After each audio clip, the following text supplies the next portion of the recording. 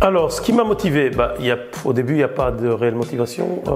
J'ai fait des études secondaires, j'étais jusqu'en troisième année secondaire. Je me suis bien ennuyé dans la filière générale et je me suis dit, tiens, je vais aller voir dans la filière professionnelle. Donc, il fallait choisir quelque chose. Mais j'avais toujours entendu parler du plombier. Ah, c'est pas mal, ça gagne bien sa vie. On va aller vers plombier chauffagiste. Donc, et puis, voilà, je me suis retrouvé à faire plombier chauffagiste. Ça m'a plu. J'ai été jusqu'au bout des études. Et puis voilà, je me suis lancé au début à faire des petites interventions à droite à gauche chez des clients. Donc voilà, j'ai débuté comme ça. Puis, il s'avère que je ne me suis pas retrouvé en tant que plombier chauffagiste à temps plein. J'ai trouvé un job dans l'enseignement en tant qu'éducateur. Et au moment où je me suis lancé comme éducateur, je me suis dit, tiens, comme je suis quand même plombier chauffagiste, pourquoi pas faire ça en complément. Et je me suis inscrit et je me suis mis en job complémentaire. Donc je suis indépendant complémentaire en sanitaire chauffage. Alors, les tâches quotidiennes d'un plombier chauffagiste, dans mon cas, moi, c'est beaucoup d'interventions. Donc, des clients qui appellent des soucis, soit avec leur chaudière, ah, plus d'eau chaude, ah, j'ai plus pour me laver, venez maintenant, j'ai plus de chauffage, on a froid, une petite fuite par-ci, un remplacement de chaudière ou de boiler. Donc, ce sont les interventions les plus fréquentes.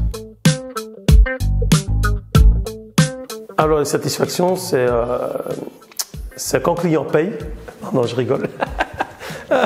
Donc les grosses satisfactions, c'est quand on sort de chez le client et que le client est content, voilà, il n'a pas d'eau chaude, il se retrouve avec de l'eau chaude, il n'a pas de chauffage, d'un coup il a chaud, le client est content, donc ce sont les satisfactions qu'on a quand on quitte le client.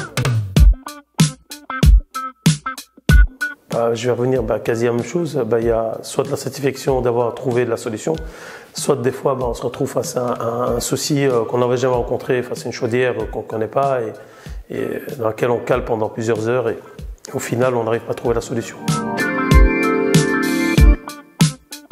Alors les outils, tous les outils pour travailler en tant que plombier, aussi bien mes tournevis que mes pinces, l'aspirateur aussi quand je fais les entretiens. Alors les horaires du coup, elles chevauchent un peu mes autres horaires en tant qu'enseignant. Je dégage toujours un peu des heures par rapport à mon horaire initial. C'est soit en après-midi, soit de temps en temps fin de journée, mais en général j'essaie quand même de ne pas trop charger mon horaire la semaine, quoi. Donc généralement c'est par rapport à mon horaire initial, donc les après-midi en général.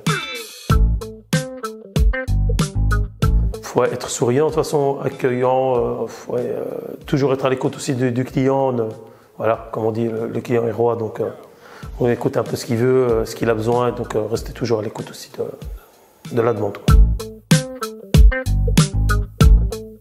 Alors, les possibilités d'évolution de carrière, oui, on peut commencer comme simple plombier chauffagiste, donc généralement c'est tout ce qui est installation sanitaire, fuite, puis on peut passer aussi d'autres formations pour pouvoir intervenir sur les chaudières, les formations gaz, les formations mazout.